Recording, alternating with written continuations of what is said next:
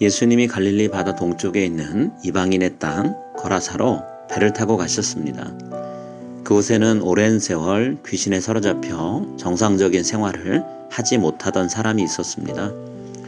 그는 오랫동안 옷도 입지 못했고요. 가족들과 함께 자기 집에서 편안하게 지내지도 못했습니다. 어느 누구도 가까이 오지 않는 무덤가에 홀로 있어야만 했죠. 그런 사람이 살고 있던 곳으로 예수님이 배를 타고 찾아오십니다. 이곳은 데가볼리와 가까운 곳이었고 유대인들에게는 반드시 기피해야 되는 그런 장소였습니다. 이방인의 땅이기도 했고 유대인의 원수였던 로마 군대가 그곳에 주둔하고 있었습니다. 또 율법에 따르면 부정한 짐승으로 취급되었던 돼지가 이 군인들에게 공급되었기 때문에 그곳에서 길러지고 있었습니다. 더더욱이 이런 곳에 악한 영에 사로잡혀서 시체가 가득한 무덤에 머물고 있는 사람, 귀신 들린 한 사람을 유대인 중에 어느 누가 만나러 오고 싶어 하겠습니까? 그런데 예수님은 그를 만나자 피하지 않으셨고 대화를 나누십니다.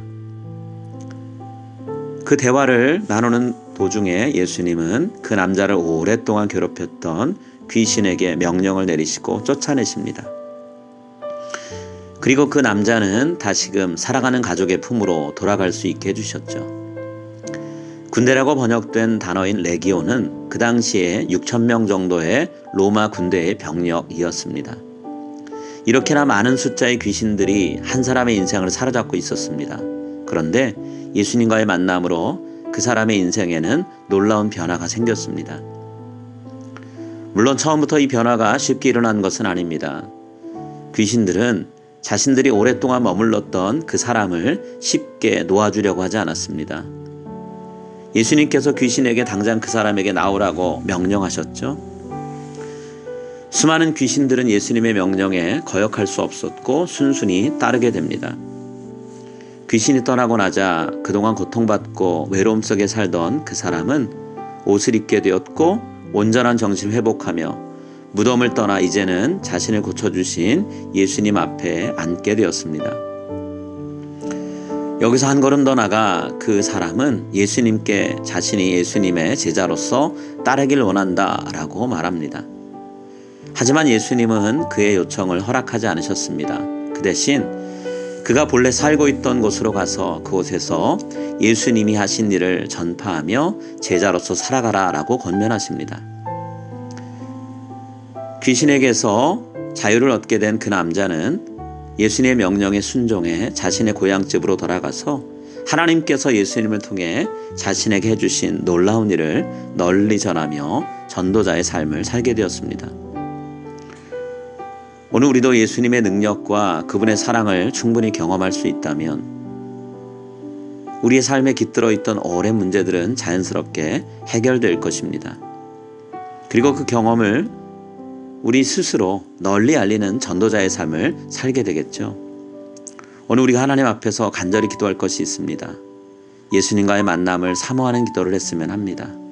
예수님의 능력과 사랑이 내 인생의 문제를 넘어 나의 인생을 하나님을 위해 헌신하는 삶 되게 해달라고 이 시간 간절히 기도하는 우리 모두가 다 될 수 있기를 소망합니다. 여러분, 하나님이 예수님을 통해 우리를 만나 주실 것입니다.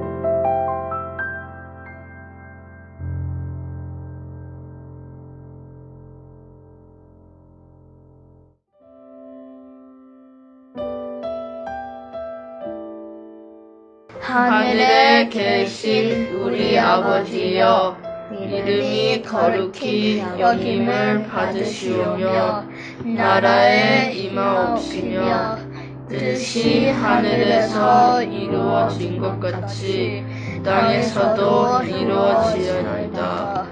오늘날 우리에게 일용할 양식을 주옵시고 우리가 우리에게 죄 지은 자를 사하여 준 것 같이 우리 죄를 사하여 주옵시고 우리를 시험에 들게 하지 마옵시고 다만 악에서 구하옵소서.